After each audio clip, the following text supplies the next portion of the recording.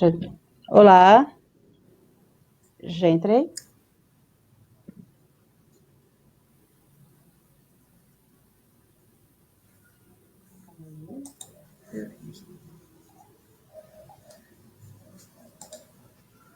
Olá, boa noite, pessoal. Boa noite a todos e todas. Sejam bem-vindos para a nossa live. Hoje eu vou conversar com uma médica que está fazendo residência em infectologia, né? Quero agradecer a todos que chegarem aqui para conversar conosco. O que a gente não conseguir responder aqui, conversar durante a live, eu envio depois para a Fernanda, né, Fernanda? E Sim, ela passa para mim as respostas. Então, vamos fazer um papo hoje sobre um assunto que é muito importante, que tem mexido com as nossas vidas, com as vidas dos brasileiros, e que, inclusive, tem levado, né, muitos brasileiros à morte. Hoje nós chegamos à triste marca de 95 mil vidas perdidas, e isso tem consequência, né, isso tem responsabilidade.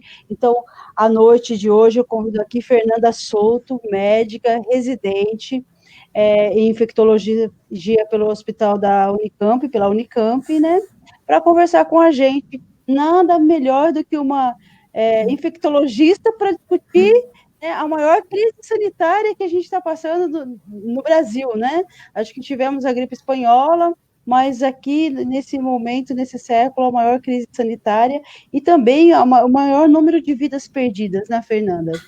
Então, assim, um prazer estar recebendo você aqui. Muito obrigada por estar conosco. E vamos conversando e agradecer aí quem está chegando, né? Quem quiser fazer intervenção, pergunta, muito obrigada. Fernanda, vamos para começar. Conte um pouquinho para a gente a sua trajetória acadêmica. Hoje você faz residência, o que é isso, residência, né? Então, fale um pouquinho de você para a gente aqui, conhecer você. certo. Boa noite, Magda. Primeiro, queria agradecer esse convite para a gente conversar sobre esse assunto tão importante, né? Exatamente como você falou, é a maior crise sanitária do último século e, infelizmente, o Brasil está enfrentando essa crise da pior maneira possível.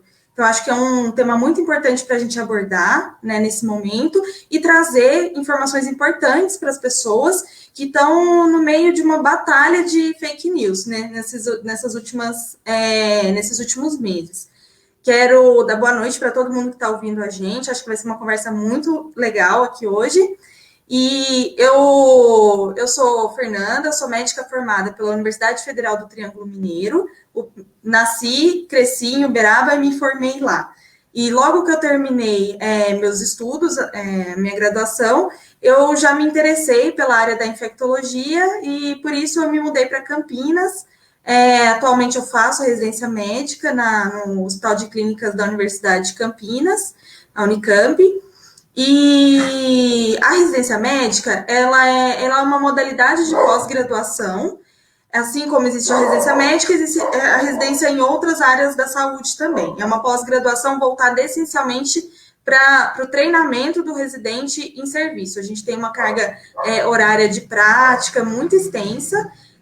A minha residência o programa completo é de 3 anos e atualmente eu estou cursando o último ano, né? Eu termino em fevereiro a residência, e aí sim eu posso dizer que eu sou infectologista. Atualmente eu sou residente e a gente está na linha de frente, né, do enfrentamento ao coronavírus desde o início da pandemia. O Hospital de Clínicas da Unicamp é um hospital de referência aqui da região e a gente acompanhou de perto, né, desde o início dos primeiros casos aqui na cidade, na região, até esse momento atual que a gente está vivendo. Então, foram meses de muito trabalho, muitas descobertas, muitas dificuldades e, infelizmente, poucas alegrias até o momento, né? Sim, ô Fernanda, que coisa, né, interessante e que desafiante, né? Você no último ano de residência de infectologia e o país é assolado por uma pandemia, né? Em que pese essa Exatamente. pandemia surgiu lá no final de 2019, na China, então teve tempo para o Brasil minimamente se preparar e estar preparado para o momento que chegasse aqui, a gente percebeu que isso não ocorreu, né? E o governo Bolsonaro, ele desde o início, ele sempre teve uma postura negacionista, né? Depois chamou de gripezinha, depois disse que não, iam matar poucas pessoas, meia dúzia de brasileiros que iam morrer, depois falou e daí, né? E sempre, então, teve uma posição de negação, inclusive não só da pandemia, mas de toda a ciência, de toda a pesquisa, né? Negação da ciência mesmo. E você acha que para esse resultado que a gente tem hoje, 25 mil mortes, né? A postura ou a falta de ação do governo brasileiro, do governo federal, do Bolsonaro, tem contribuído para esse número alarmante de vidas perdidas? Com certeza, Magna, com certeza. Esse resultado que a gente tem hoje, de quase 100 mil brasileiros mortos, ele é resultado direto da ausência de política pública federal no combate à pandemia e até pelo projeto mesmo que o governo Bolsonaro tem tocado de negar a ciência, negar a gravidade da pandemia, e esses resultados, eles não são por acaso. O Brasil não é hoje o segundo país com maior número de casos à toa. O governo Bolsonaro tem total responsabilidade sobre isso que aconteceu. E uma questão que você trouxe que é importante, o Brasil foi um país que foi atingido pela pandemia quando a gente já tinha visto o colapso de vários países na Ásia e inclusive da Europa. Né? A gente se viu toda a comoção com o que aconteceu na Itália, na Espanha, os noticiários traziam isso todos os dias, a gente se escandalizou quando esses países atingiram marcas de mortos, de 1.000 pessoas mortas por dia, e inclusive no próprio Estados Unidos, quando essa pandemia chegou, a gente já estava provocando um grande colapso do sistema de saúde, a gente ainda não tinha visto com tanta força a chegada da pandemia, a gente teve semanas para se preparar sobre isso, para se planejar sobre isso, para desenvolver uma coordenação nacional de combate à pandemia. E o Brasil caminhou exatamente o contrário, né? A gente lembra no começo, quando a gente viu alguns empresários bolsonaristas minimizando a questão da pandemia, falando que a economia não poderia parar por 7 mil, 5 mil pessoas que perderiam suas vidas. E hoje a gente está chegando nos 100 mil mortos. O governo Bolsonaro, desde o início, além da postura negacionista, com relação à gravidade, esse governo não implementou nenhuma medida de controle, não desenvolveu capacitação de recursos humanos e recursos materiais capazes de fazer testagem em massa no início, muita desinformação, muita fake news no início, que prejudicou o isolamento social e possibilitou o espalhamento da pandemia com maior rapidez e gravidade no Brasil. Sim, essa postura negacionista do governo, inclusive, né, e as trocas de ministro. Hoje nós temos um ministro, inclusive, interino, né? O Pazuello não é da área da medicina, né? Não entende nada de medicina, muito pelo contrário, né? Tem tido ações, inclusive, que vai contra a ciência, como foi aquele relatório, aquela pressão que ele fez para que o Instituto, a Fundação Fiocruz, viesse a adotar a hidroxicloroquina, também não tem ações, mesmo assim as coletivas de imprensa não existem mais, os números, a tentativa de esconder os números, né? Então, assim, é uma desinformação completa, né? Não tem ação nenhuma que contribui para que haja o isolamento social, para que haja esclarecimento, né? Que as pessoas tenham consciência da gravidade da situação, né? E essa falta de política pública, tanto do Bolsonaro quanto do Ministério da Saúde, que hoje é inerte, né? Exatamente. A gente vê situações, por exemplo, do Pazuello nomeando a filha numa empresa no Rio de Janeiro, nomeando amigas para o Ministério da Saúde, não efetivando as compras dos 3.050 respiradores que estão parados, e né, com um enorme contingente de comprimidos de hidroxicloroquina, que foi o que eles fizeram, que foi o estoque, né? Como que você que está na linha de frente e que sempre, né, junto com a sua equipe, junto com todos, esse desgoverno, tanto do Bolsonaro quanto do Ministério da Saúde, que deveria coordenar as ações? É muito revoltante, assim, a gente que trabalha no combate direto ao Covid, que viu o sofrimento de muitos pacientes, de muitos familiares, que se preocupou com a família, com a nossa própria família, enquanto a gente poderia ser potenciais transmissores, é muito revoltante ver no Brasil essa postura de genocídio mesmo. É importante trazer esses dados que você trouxe, Magda, porque a Covid é uma doença transmitida essencialmente por via respiratória. Então, quando a gente tem um vírus que a gente não tem um tratamento efetivo e não tem uma vacina, que é um vírus de alta infectividade e que é capaz de levar pacientes previamente saudáveis a necessitar de uma atenção tão especializada quanto um respirador, uma UTI, a medida mais efetiva que a gente tem de combate à pandemia, no seu estágio inicial, é o isolamento social. E para a gente pensar que o Brasil poderia ter tido uma chance de combate, evitar que chegasse a marca dos 100 mil mortos pela Covid, inicialmente, além do isolamento social, o governo federal deveria ter investido em insumos, em capacitação de recursos humanos para a testagem em massa e a identificação dos pacientes com Covid, isolamento desses pacientes e seus contactantes, e assim a gente conseguir evitar que a pandemia atingisse esses números. Não foi feito nada disso, pelo contrário, né? A postura do governo foi de deixar que as pessoas se infectassem e esperar que, a partir do momento que atingisse uma porcentagem da população, a situação se estabilizaria. Isso é muito triste, porque a gente sabe que no Brasil a gente tem regiões com uma precarização do sistema de saúde gigantesca. Mesmo nas grandes metrópoles, a gente tem falta de pessoal capacitado, tem falta de material, tem falta de recursos. Então, a gente vê essa postura do governo, é uma postura completa mesmo de largar o país às traças, né?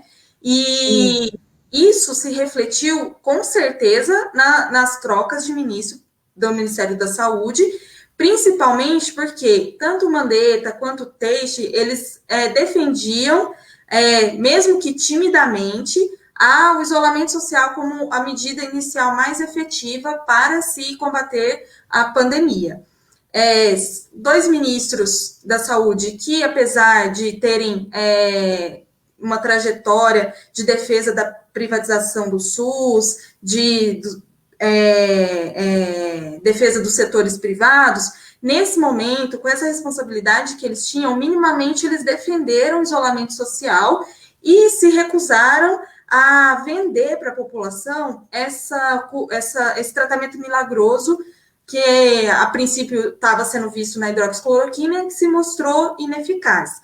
O governo investiu propaganda, milhões em propaganda, investiu milhões na produção da hidroxicloroquina, e a gente teve, desde o início, a crítica de várias instituições sérias de pesquisa, universidades, que desde o início também estão na linha de frente, recebendo os pacientes com coronavírus, sobre a ineficácia desse tratamento.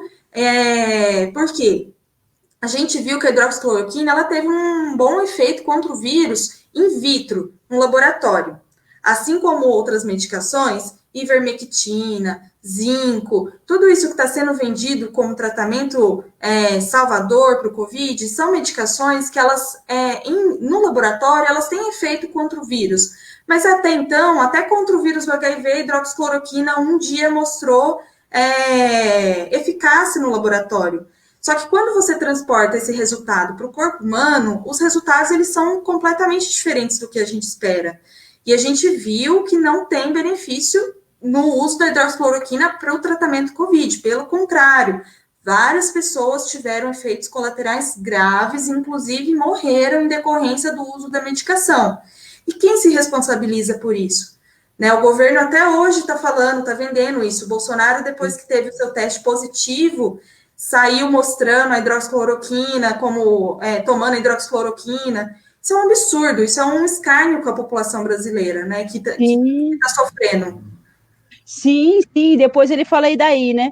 Eu quero agradecer aqui um minutinho, o pessoal que está participando, Carolina Ribeiro, Graziele Santos, Carolina Souto, Dantas, professor Dantas, Isabelle Sobrinho, a Karine Souza, o Roldão, a Maju, a Karine, a Maria Luísa Dias Genese. Então, pessoal, muito obrigada aqui pela participação. Pode mandar as questões, as perguntas. Fernanda, olha, eu vou chamar você é doutora, mas aqui eu vou chamar de Fernanda, tá? Com certeza, Magda. Fernanda, você falou de algo muito importante, né? Que é o SUS, né? O SUS tem sofrido ao longo dos anos. Bom, primeiro que o SUS é uma conquista histórica, né? Sim. Ver o direito e garantir a saúde como direito é fundamental. E quem faz isso é o Sistema Único de Saúde, né? É o SUS. Mas ele tem sofrido anos a precarização, né? E qual é a importância do SUS nesse enfrentamento? Porque eu penso que se nós não tivéssemos o SUS hoje, a nossa tragédia ela seria muito maior. Você acha que é por aí mesmo, Fernanda? Com certeza, Magda. O SUS é exatamente isso que você trouxe. É uma conquista histórica do povo brasileiro. O SUS, ele não foi dado gratuitamente. Ele é fruto de muita luta, de muita organização da sociedade e a gente conseguiu ter o maior sistema universal de saúde do mundo. Infelizmente, desde o seu início, tem sofrido diversos ataques porque a doença ela gera lucro, ela gera dividendos para quem ganha com ela, né? Então, desde o início do SUS, a gente viu o avanço das privatizações, o avanço da atenção à saúde centrada na doença e não na prevenção. E, infelizmente, essa precarização ela está cobrando a sua dívida agora.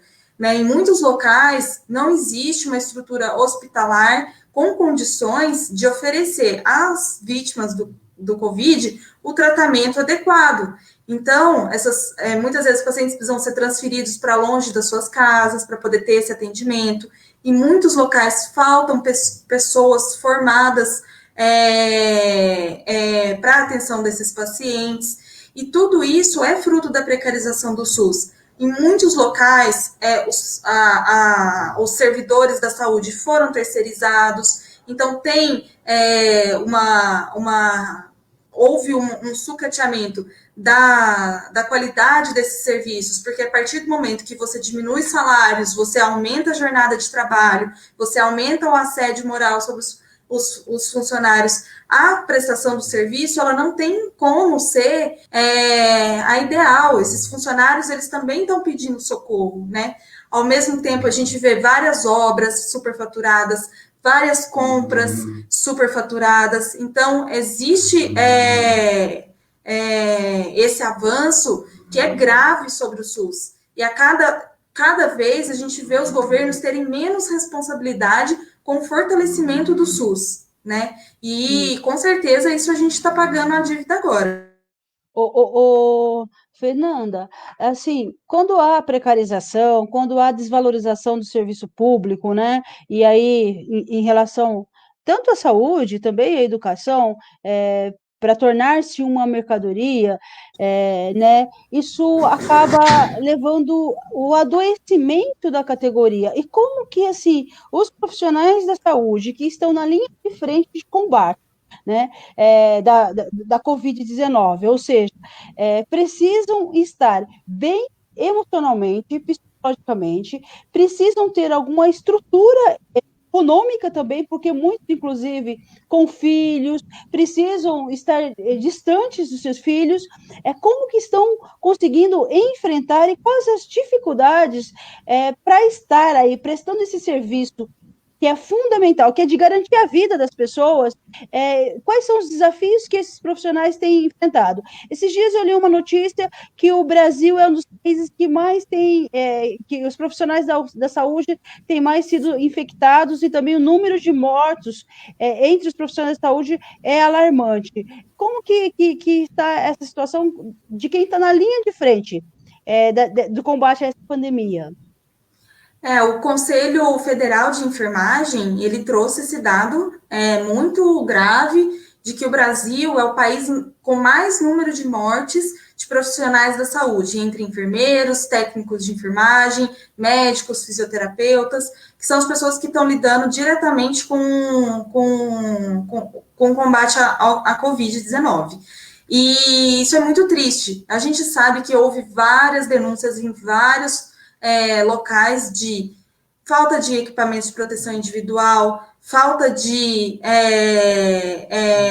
locais adequados de descanso dos profissionais, locais em que as pessoas elas não têm condição de manter uma distância mínima entre umas às outras, que facilita a contaminação no local de trabalho. E apesar de ser uma doença nova, que a gente também foi aprendendo com ela ao longo do tempo, como se protege, como protege as outras pessoas, desde o início a gente também viu, a gente não viu nenhum passo do governo federal para tentar mudar essa situação. A gente não tem esses dados claros, a gente não sabe onde esses profissionais que mais estão atingidos eles estão, não existe uma transparência de informação sobre isso. E, infelizmente, o que a gente sabe é que o Brasil é o país em que mais profissionais da saúde estão morrendo pelo Covid-19. Em muitos lugares, os profissionais eles estão cumprindo jornadas extras de trabalho, porque a gente viu que houve um crescimento enorme da demanda para funcionários de saúde, né, porque aumentou a demanda em todos os setores, desde a unidade básica de saúde, até as UPAs, até os hospitais. Então, houve uma demanda para o aumento da equipe, mas, ao mesmo tempo, houve praticamente nenhum incentivo para isso. Então, em muitos lugares, os funcionários tiveram que dobrar suas jornadas de trabalho. Então, quando você está cansado e você está exercendo uma profissão que depende essencialmente da sua atenção o tempo todo, inclusive para se paramentar, se desparamentar, o risco de você se contaminar quando não existe um cuidado de preservar esse profissional é maior. E infelizmente, o que a gente está vendo. Jornadas de trabalho exaustivas, e, infelizmente, contribuindo para a contaminação de muitos profissionais. Inclusive, você falou sobre a questão dos familiares, né? Acho que não teve nenhum profissional de saúde que, desde a primeira coisa que passou pela cabeça, foi sobre o medo de contaminar a própria família, né? Quando volta do trabalho. Esse foi o maior medo no início, com certeza. E muita gente saiu de casa, tentou se mudar para evitar contato com familiares do grupo de risco, né? E muita gente também, principalmente as mulheres, o maior medo de ter essa doença, vir a falecer ou ficar incapacitada e não ter condições de cuidar de seus filhos. E uma coisa que eu ia trazer é que a gente teve um projeto, né, que foi aprovado por unanimidade, por iniciativa do PSOL, da deputada Fernanda, na Câmara, que foi aprovado por unanimidade, que garantia a indenização para as famílias dos profissionais de saúde mortos ou que ficassem incapacitados de trabalhar em decorrência da Covid-19, que essas famílias tivessem uma indenização. E, apesar de aprovado por unanimidade, o governo federal vetou integralmente esse projeto. Bolsonaro vetou esse projeto, né, que garantia o mínimo de condições para as famílias desses profissionais. Então, essa é a política do governo federal, né? É uma política de morte, né? O Gilmar Mendes disse que o governo é genocida e que o exército estava imbricando aí junto com o governo genocida, assinando, e é um governo genocida, né? É um governo genocida porque não tem nenhuma preocupação com a vida dos brasileiros e das brasileiras, né? Inclusive, né, o argumento dele para vetar esse projeto foi econômico, né? Então, assim, sempre o dinheiro está razão para perdas de vidas, né? Então, prefere o dinheiro do que perdas de vidas ou as condições, né?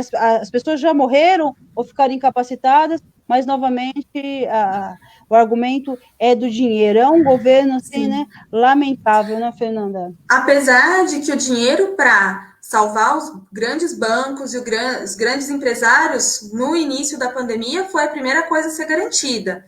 Então Sim, não tem dinheiro para garantir um auxílio emergencial que garanta que as pessoas sobrevivam a esse período, porque o governo Bolsonaro queria oferecer R$ 200 e com muita luta da oposição, principalmente do PSOL, esse valor foi para R$ 600. E para as mulheres, né, chefes de família, R$ 1.200. Ainda assim, milhões de brasileiros não conseguiram acessar esse auxílio, mas a ajuda financeira para os bancos e para os grandes empresários também foi garantida. E uma foi garantida. coisa.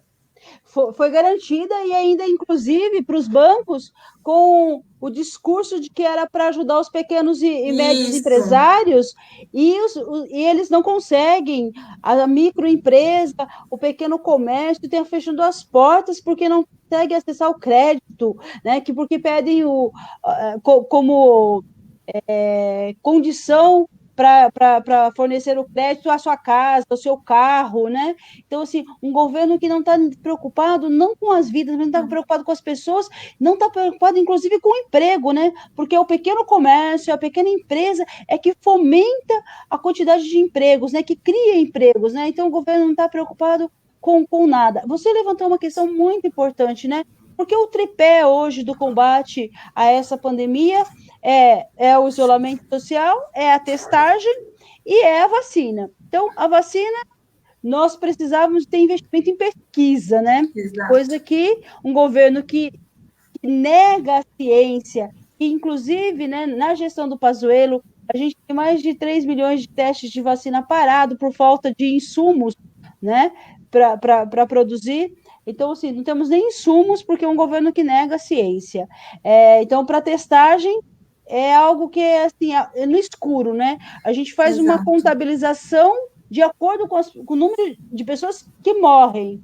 E ainda vira e mexe, o governo quer omitir esses dados, né? Quer fazer um cálculo Exatamente. para reduzir esses dados, ou seja, quer mentir para o seu próprio povo o tamanho da pandemia. Aí a questão do isolamento. Para fazer isolamento social, as pessoas precisam ter renda, né? Precisam ter condições de ficar em casa, precisam poder pagar o seu aluguel, precisam poder ter uma alimentação, né? Precisam conseguir ficar em casa. Agora, o governo queria R$ 200, gente, R$ 200. Os É um 600 absurdo. reais o R$ 200 assim, lamentável. R$ 600 aqui no estado de São Paulo, Fernanda, também não consegue nem pagar o aluguel, né? Não, nem Então, assim, metade de um aluguel, né? a gente tem visto, Fernanda, que o isolamento, as taxas de isolamento estão cada dia menores, e de outro lado, a taxa de morte subindo, né? Então, essas duas coisas estão ligadas, não estão, Fernanda? Com certeza. Inclusive, a gente tem visto um aumento do número de casos e mortes nas regiões mais precárias e entre a população negra brasileira, né? Porque são essas áreas mais vulneráveis social e economicamente, as pessoas elas têm poucas condições de manter o isolamento social, primeiro, porque elas, em sua maioria, já têm empregos precarizados, muitos funcionários que ganham pelo dia de trabalho, não tem nenhuma seguridade social para que permita que as pessoas de grupo de risco possam ficar em casa sem se expor nas atividades não essenciais e, ao mesmo tempo, as pessoas têm condições de moradia, saúde, de acesso à saúde, muito precárias, né? Às vezes não tem água encanada em casa. E se a gente entende que uma das medidas mais importantes no combate ao Covid é a lavagem das mãos, é a higienização do ambiente, como a gente espera que essas pessoas tenham condições de se proteger? Elas não têm. Além disso, né, além dessa condição precária, quando a gente vê toda essa pressão na questão da abertura do comércio, claro, muitos pequenos empresários, isso que você trouxe é importante, eles estão desesperados. Eles estão vendo toda a sua renda da noite para o dia desaparecer, não tem nenhuma política governamental que garanta a sobrevivência dessas pessoas, e elas são as pessoas que garantem o comércio local, né? Não são os grandes empresários que têm reservas para passar esses meses de pandemia e ainda comprar os pequenos depois, né? Infelizmente, a gente está vendo essa pressão e a gente entende porque as pessoas estão desesperadas para sobreviver. E, ao mesmo tempo, quando eles anunciam as aberturas econômicas, eles jogam para os empresários a responsabilidade de fiscalização das condições em que as pessoas vão frequentar esse serviço, a fiscalização sobre as medidas sanitárias que os funcionários vão tomar para se cuidar e para evitar a contaminação entre eles e das pessoas que vão frequentar esse comércio. E isso é um absurdo, as pessoas estão lutando para sobreviver. E o governo não tem nenhuma medida de garantir essa fiscalização, de garantir que as pessoas tenham segurança quando vão a um comércio, né? E tem tudo para dar errado. Agora, sim, em Campinas, teve uma reabertura e a gente vai ver nas próximas semanas como vai evoluir esses números de infectados e mortos. Qual vai ser o impacto dessa abertura? Olha só, eu queria fazer uma pergunta para você e depois tem aqui a pergunta da Karine Souza. Achei bem interessante, vou colocar aqui. Sobre as mulheres, você citou aí, né? Muitas que são assim, arrimo de família, que são quem provém mesmo o sustento da casa, né? Com R$ 1.200 também sem condições, mas também sobre as mulheres tem outras questões, né, Fernanda? Por exemplo, eu vi uma notícia esses dias sobre o número de mortes de grávidas pelo Covid, né? Então, quando o SUS não consegue fazer atendimento básico ou atenção básica lá primária, fazer os acompanhamentos do pré-natal, né? Os 9 acompanhamentos, que é o mínimo que tinha que ser feito, né? Isso também, quando há precarização da saúde pública, isso recai também e sobremaneira sobre as mulheres, né? Aí a Karine faz uma pergunta assim, opa, ai senhor, deixa eu achar aqui, calma aí. A respeito das mulheres que não possuem autonomia financeira e ficaram expostas à violência sem acesso à ajuda nessa pandemia. Eu não vi nenhuma campanha no governo Bolsonaro do denúncia, acolhimento dessas mulheres e a garantia da sua dignidade, porque o isolamento social também trouxe uma outra questão que é da violência doméstica, né? E aí isso existem, inclusive, casas de apoio, lugares que nem estão funcionando. Então, as mulheres ficaram também a sua própria sorte ou a sua própria desgraça dentro da casa, passando pela violência doméstica. Desamparo é muito evidente, né, nesses casos, principalmente com relação às mulheres e as crianças e adolescentes são as principais vítimas da violência doméstica. E, infelizmente, a gente tem números de mortes de mulheres no Brasil que são estarrecedores, são assustadores. E no momento em que elas mais precisariam de amparo, de uma política de proteção, que além de estarem expostas à pandemia, de estarem submetidas ao risco de adoecerem, agora elas também, né, nós estamos expostas ao risco maior risco dentro de casa.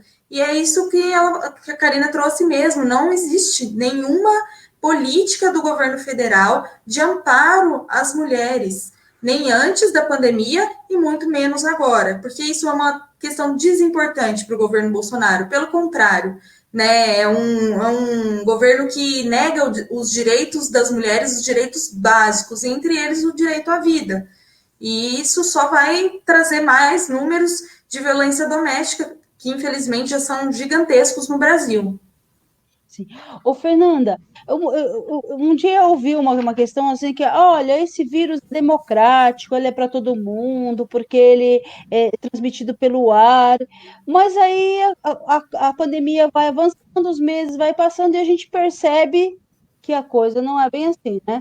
Quando a pandemia chegou no Brasil, ela chegou por uma determinada classe social, os ricos, Uhum. que estavam fora, inclusive foi muito assim simbólico que a primeira pessoa a morrer no Brasil foi uma empregada doméstica, né?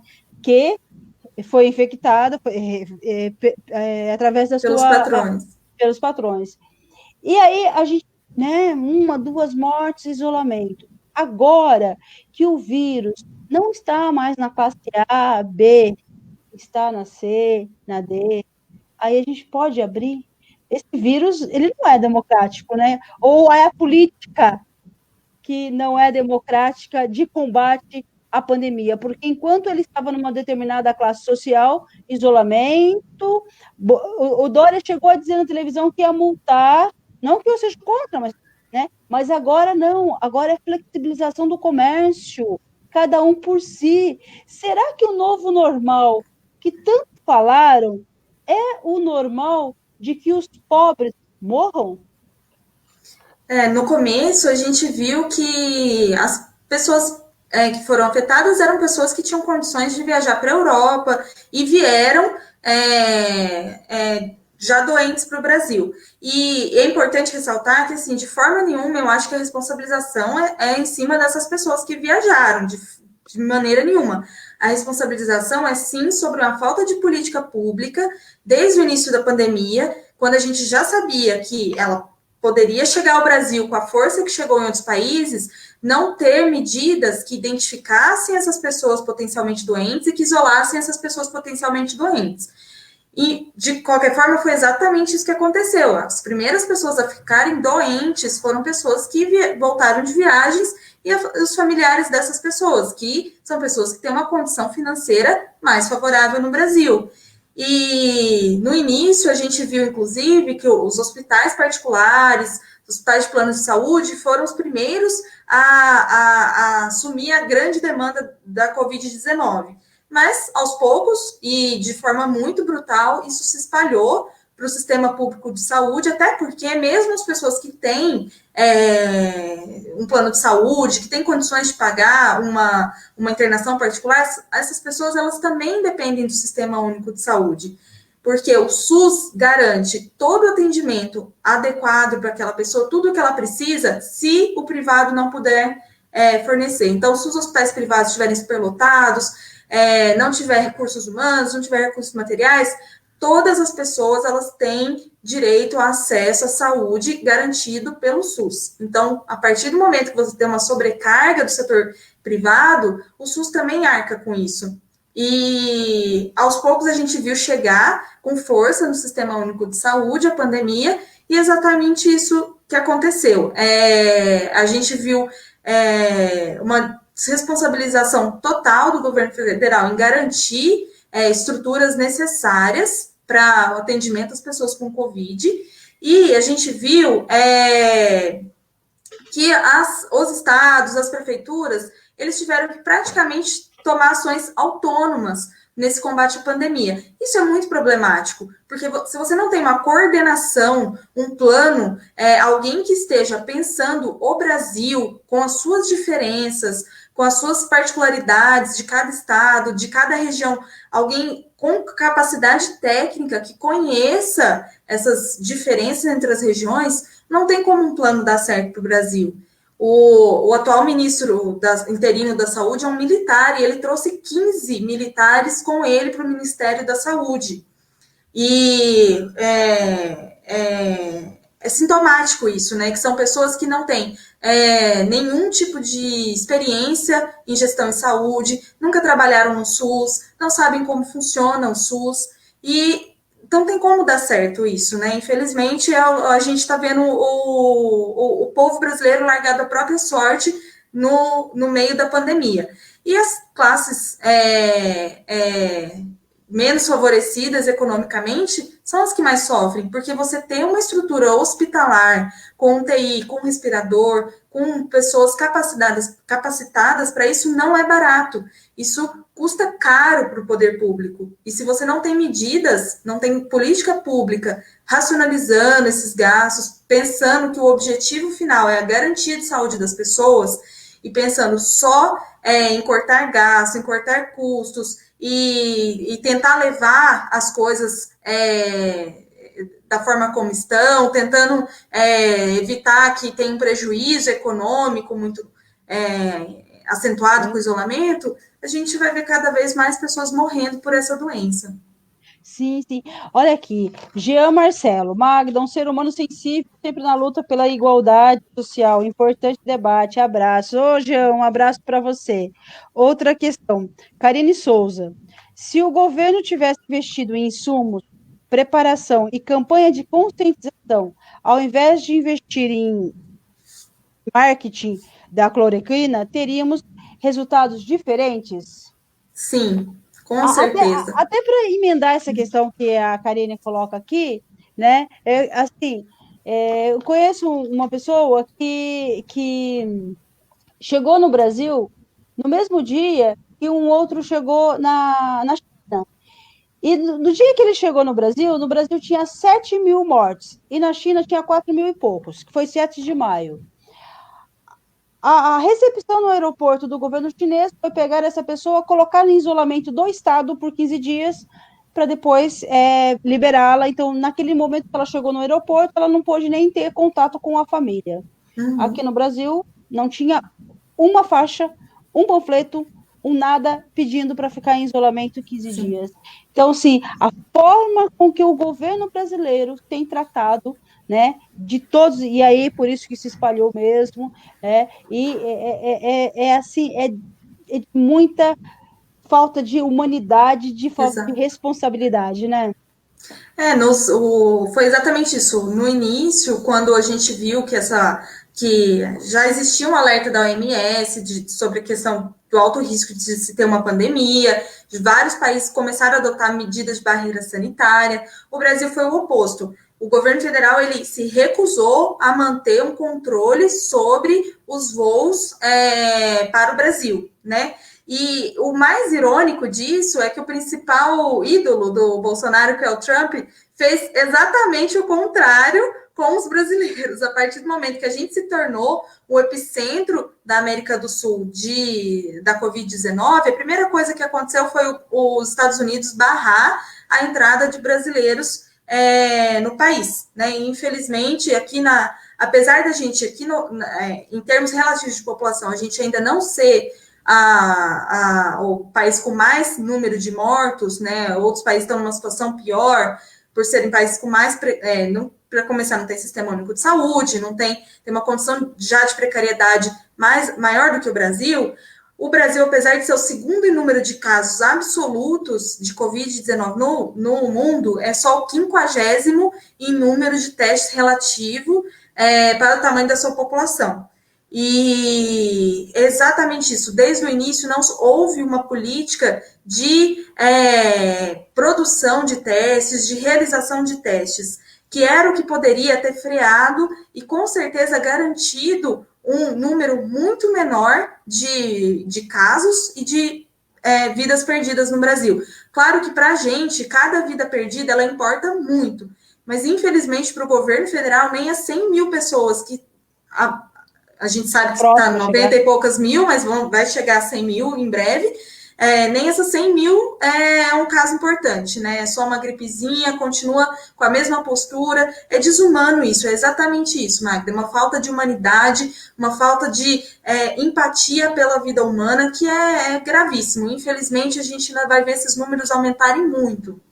Sim, sim. E assim, né? Se quando chegou a pandemia no Brasil, o governo tivesse, né, feito testagem, isolado as pessoas, tinha contato, quem estava chegando, tivesse contato, tivesse feito uma política de isolamento e de testagem, Hoje, a economia, já que ele é tão preocupado com o dinheiro, a gente não precisava estar nesse caos, né? Porque o nível de Com desemprego certeza. aumentou, os comércios não estão, os pequenos comerciantes não aguentando mais, a pequena empresa, ou seja, virou um caos enorme porque o governo não assumiu a responsabilidade dele, que é de governar, de fazer aquilo que é melhor para a população, né?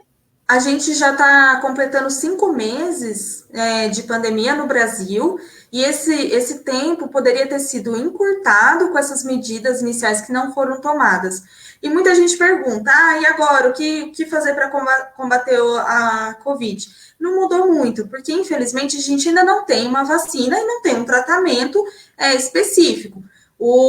A gente continua ainda dependendo da testagem em massa, e aí é importante ressaltar que muitas prefeituras também, nesse período, por uma falta de coordenação de política pública de saúde no Brasil também, cada prefeitura foi fazendo o que dava na telha, né? Muitos lugares investiram em testes, que são os testes rápidos, né? Aquele teste que dá uma furadinha na ponta do Sim. dedo e vê o resultado. Aquele teste, ele identifica, a maioria deles, né, que é fornecido, identifica se a pessoa já tem anticorpo contra o coronavírus. Ou seja, se ela já teve o coronavírus, a maioria dessas pessoas com exame positivo, elas talvez nem estejam mais transmitindo, elas já tenham passado do período de doença. Então, não é um teste eficaz para fazer a identificação das pessoas doentes e isolar essas pessoas. O teste para fazer isso é o PCR, que identifica através do material biológico pedacinhos do DNA, do RNA do vírus. E mostra que aquela pessoa ali é uma potencial transmissora. E esse um teste super simples, que em vários hospitais, vários laboratórios já é feito para outros vírus e poderia ter sido aproveitado e estimulado a produção desses testes, a compra de insumos no início para identificar essas pessoas doentes. E não foi feito. E agora a gente vê essa total descoordenação entre as prefeituras e isso dificulta o desenvolvimento de uma política pública adequada. A gente viu várias prefeituras investindo na compra de medicações que não são efetivas no tratamento da Covid-19 e o básico, que é garantir que as pessoas fiquem em casa com condição digna de vida, não foi feito. Porque também poderia ter tido, por parte dos estados e das prefeituras, uma criação de auxílio emergencial, como eu vi que o Raul Marcelo propôs, né, em Sorocaba. Isso foi uma medida, seria uma iniciativa extremamente importante de que houvesse um auxílio municipal para as pessoas, infelizmente. Sim, essa falta de política pública, inclusive, né? Então, assim, em relação à vacina, a gente não tem, em relação à testagem, foi uma lambança, né? Com o teste real, que é o PCR, né? E com o sorológico, e aí o governo fala de fez tantos testes, mas parte disso não levou a nada, absolutamente a nada, né? E aí o isolamento, sem condições de fazer o isolamento. Aqui em Sorocaba, bom, no estado de São Paulo, o governo do estado ofereceu R$ 55 por mês para as crianças que estão no cadastro do Bolsa Família, para suprir a merenda. R$ 55. Não dá uma alimentação de uma semana para a criança. Aí a Prefeitura Municipal de Sorocaba, a senhora Jaqueline, que é a prefeita aqui, passado 3 meses que ela começou a ter uma ação para ter alguma política que pudesse dar condições das crianças comerem. Então, assim, também totalmente sem ação, sem política nenhuma. E aí a gente vê assim, Fernanda, né? Não tem política de testagem, não tem política séria de isolamento, né? Não, o governo, inclusive, se coloca a todo momento contra, inclusive até o mais básico, né? O uso de máscara. Ele está Exatamente. com Covid e tira a máscara.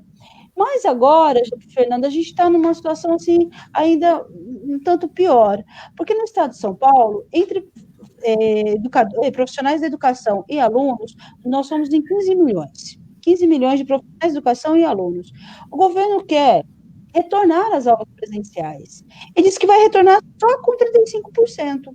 Mas 35% de 15 milhões são 5 milhões de Muita pessoas, gente. né? Só de alunos e profissionais de educação. Imagine o pai que vai levar o aluno, que vai buscar. É muita gente transitando. O que pode acontecer se isso realmente acontecer? Volta às aulas acontecerem. Porque, assim, nós estamos em 95 mil mortes hoje com, com aulas não presenciais, né? Nós estamos caminhando para chegar a 100 mil mortes a essa Sim. semana. Retornando às aulas presenciais, o que pode acontecer? Qual seria o nosso futuro nessa situação? E aí é importante dizer também, né? O governo já suspendeu a festa de final de ano, que é em dezembro, tá certo, tem que O suspender. carnaval. Já suspendeu o carnaval de 2021, que é em fevereiro, mas as aulas presenciais, que tem aglomeração, em toda a escola tem aglomeração, porque isso é parte da vida escolar, pode voltar. Até as Olimpíadas provavelmente vão ser canceladas, né? Sim, sim. Isso, assim, a gente sabe que o resultado disso provavelmente vai ser um aumento do número de casos e de mortes. Existe uma. Sempre me incomodou muito a discussão dos grupos de risco na questão do Covid. Lógico que a gente sabe que as pessoas que têm algumas doenças crônicas, são pessoas mais idosas, elas têm um risco maior de desenvolver uma doença grave. Mas no Brasil, inclusive, a gente viu um rejuvenescimento das vítimas do Covid, porque a nossa população é uma população mais jovem do que a população dos países da Europa Ocidental, do que dos países com melhor condição econômica. Então, no Brasil, a gente viu um impacto maior entre pacientes mais jovens, inclusive porque são essas pessoas que trabalham, que não têm condição de manter o isolamento social, que é essa faixa dos 40 aos 60 anos, que, apesar de não ser considerada de grupo de risco, correspondeu ao maior número de hospitalizações no estado aqui de São Paulo. Apesar de não ser a maior taxa de mortalidade entre essas pessoas, sendo os maiores de 80 anos, as hospitalizações são entre esses pacientes. E a Covid é uma doença que você não, quando você adquire, a gente não tem como saber como vai evoluir. Pode ser como se fosse um resfriado leve, mas tem pessoas que vão ficar com sequelas para o resto da vida. Sequelas pulmonares, sequelas renais, sequelas neurológicas. Então, é uma doença que pode incapacitar muitas pessoas. E quando a gente pensa que o governo está propondo a volta das aulas, mesmo que 30%, que seria um contingente muito grande de pessoas, me assusta, porque esquece que as crianças também adoecem e a grande parte dos funcionários que trabalham nas escolas são do chamado grupo de risco, mas uma grande parte de funcionários que também são jovens podem adoecer e podem vir a falecer. Inclusive, as pessoas moram com outros familiares que têm maior risco de adoecer pela Covid.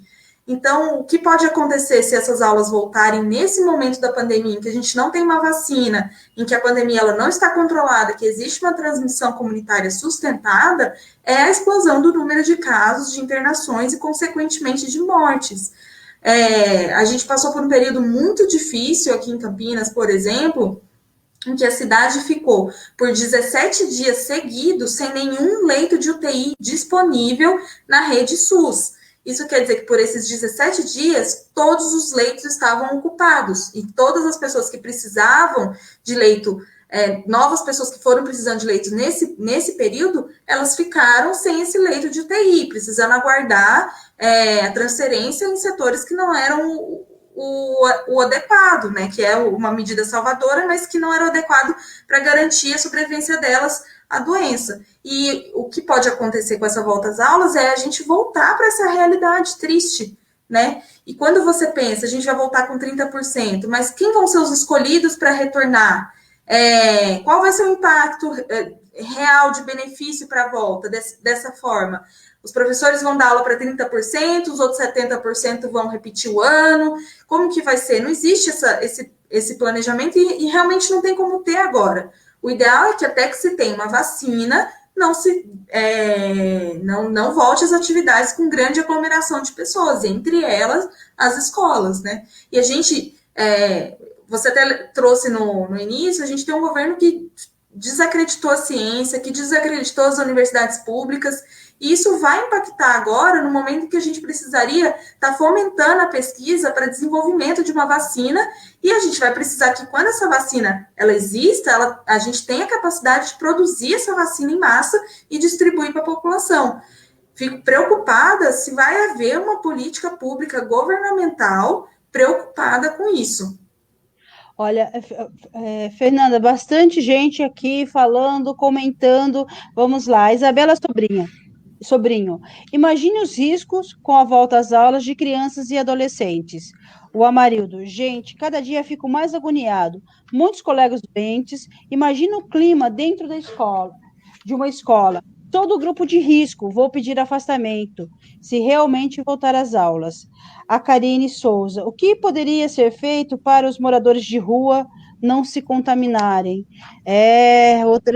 Essa questão também, né? Quer Sim, dizer, quer dizer, o governo é preciso ter política pública que dê conta. exatamente isso.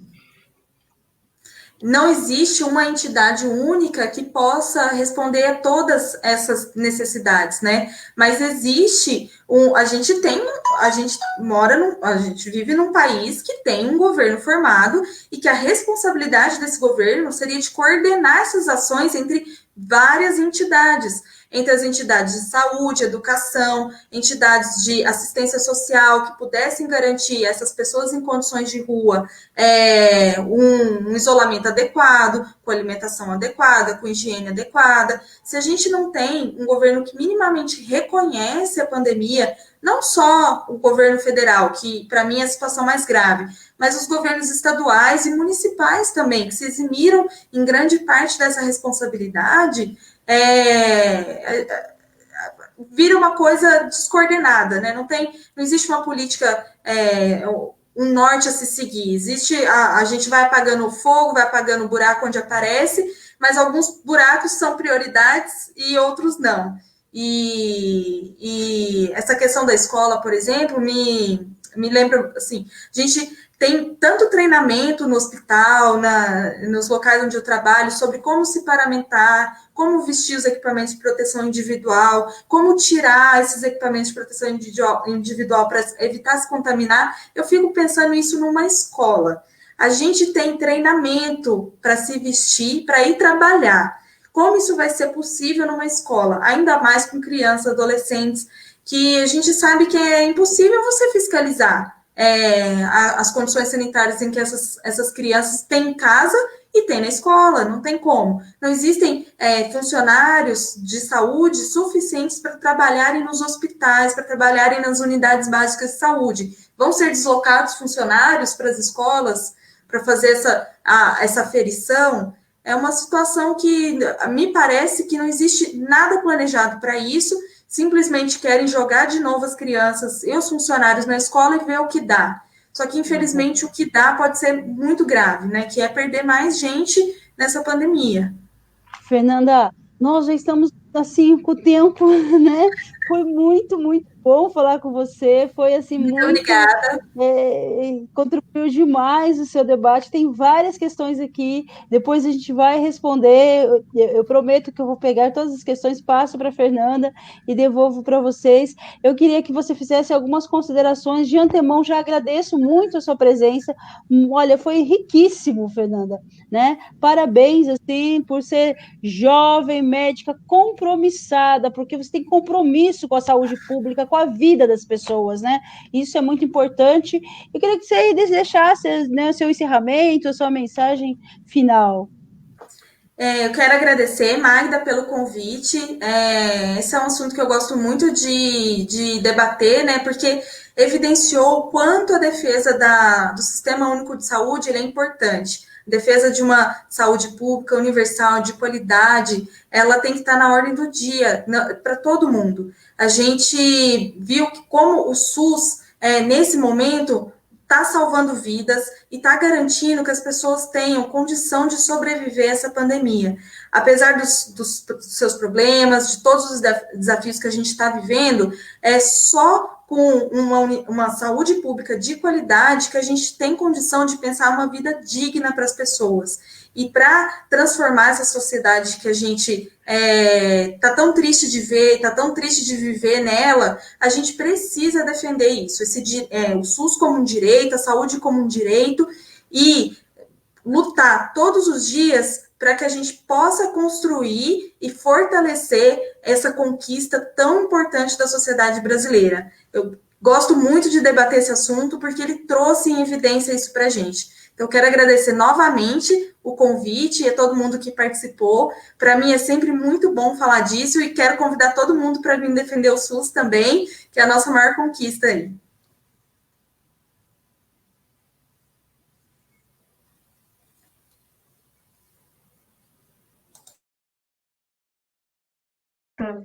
Voltou.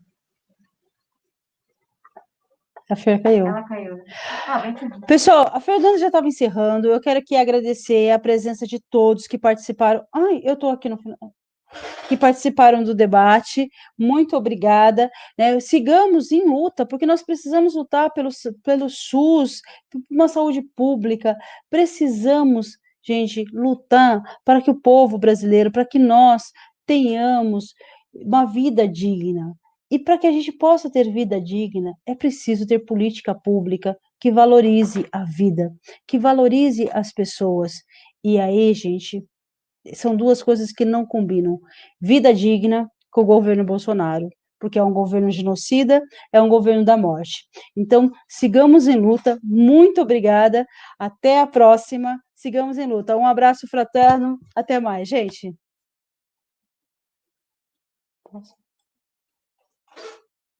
Ai, a Fernanda caiu. O que eu faço?